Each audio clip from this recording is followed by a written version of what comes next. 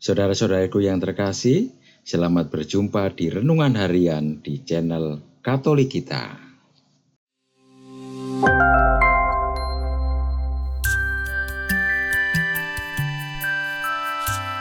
Hari ini, Minggu, 13 Juli 2025. Hari Minggu biasa ke-15. Bacaan pertama. Bacaan diambil dari kitab Ulangan, bab 30, ayat 10 sampai dengan 14.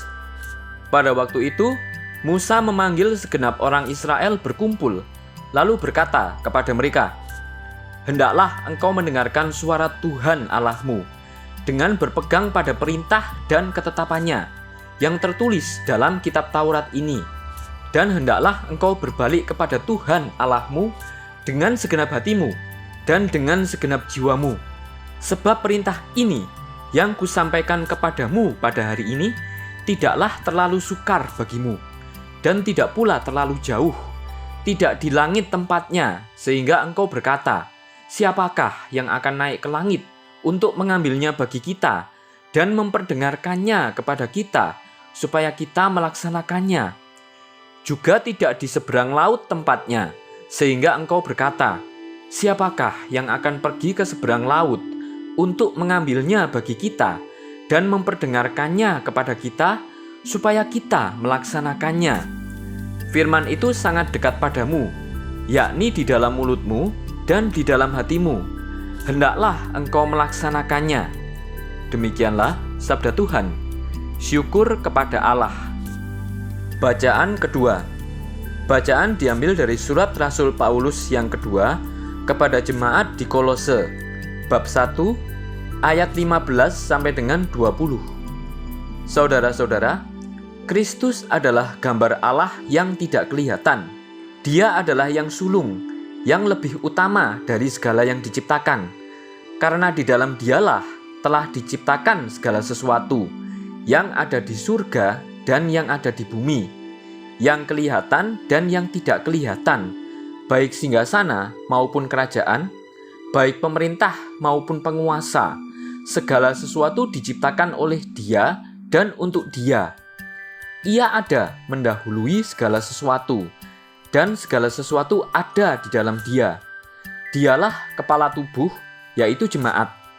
Dialah yang sulung, yang pertama bangkit dari antara orang mati, sehingga ia lebih utama dalam segala sesuatu. Seluruh kepenuhan Allah berkenan diam di dalam Dia, dan oleh Dialah Allah memperdamaikan segala sesuatu dengan dirinya, baik yang di bumi maupun yang di surga, sesudah Ia mengadakan pendamaian oleh darah salib Kristus. Demikianlah sabda Tuhan. Syukur kepada Allah. Bacaan Injil diambil dari Injil Lukas bab 10 ayat 25 sampai dengan ayat 37. Sekali peristiwa, berdirilah seorang ahli Taurat untuk mencoba Yesus. Katanya, "Guru, apa yang harus kuperbuat untuk memperoleh hidup yang kekal?"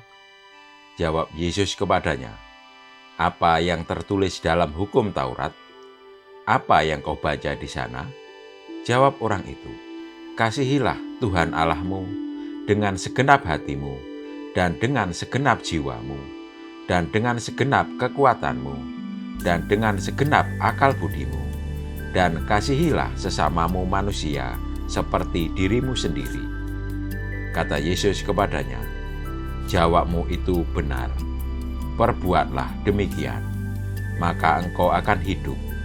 Namun untuk membenarkan dirinya, orang itu berkata kepada Yesus, "Lalu siapakah sesamaku manusia?"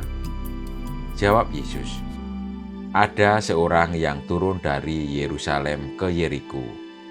Ia jatuh ke tangan penyamun-penyamun yang bukan saja merampok habis-habisan, tetapi juga memukulnya, lalu pergi meninggalkannya setengah mati.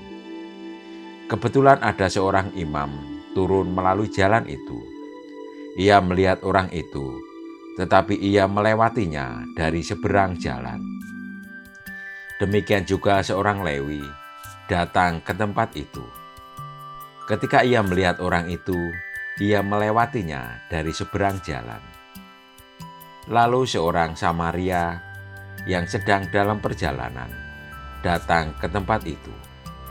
Ketika ia melihat orang itu, tergeraklah hatinya oleh belas kasihan.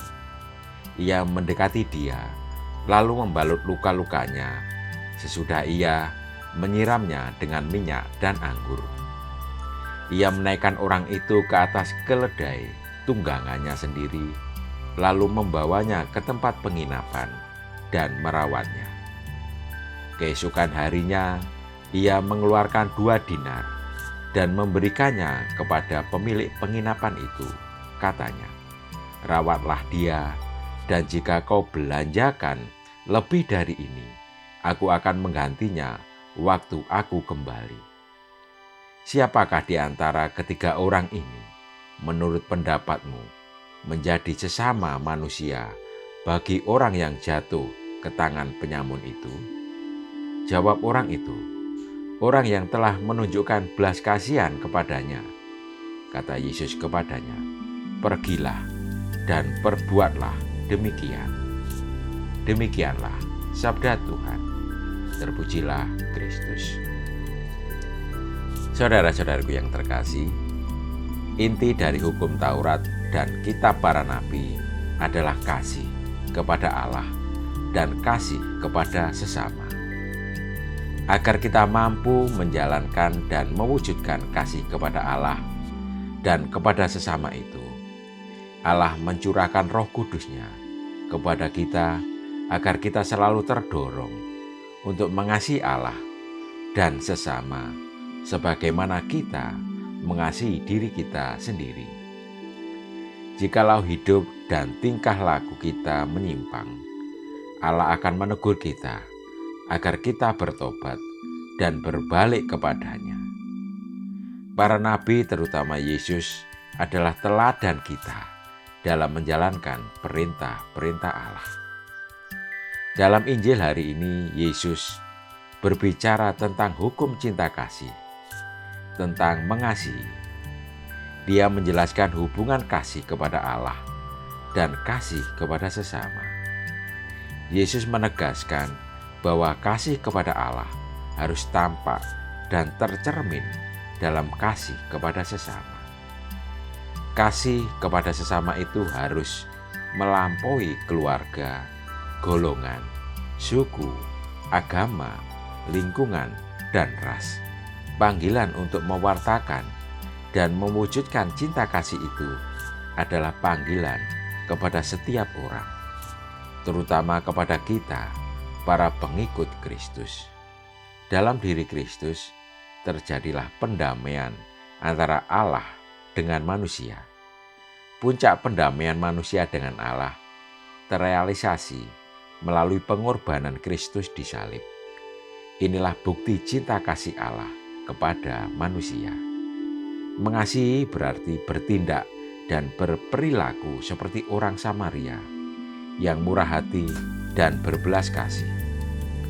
Orang Samaria itu tergerak oleh belas kasihan, sehingga ia berhenti dan mengangkat orang asing yang sekarat itu ke atas keledai tunggangannya, serta mengantar dia ke penginapan dan merawatnya.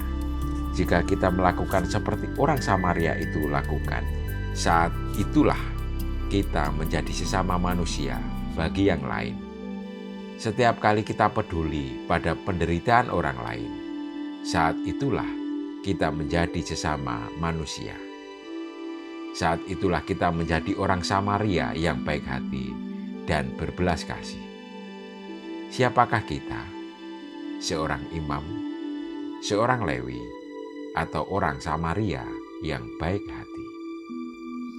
Marilah kita berdoa. Ya Allah, bantulah kami agar kasih kami kepada sesama selalu tulus dan nyata tanpa membeda-bedakan. Amin.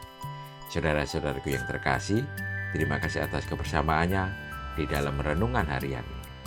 Kita akan berjumpa kembali di renungan harian berikutnya. Berkah dalam.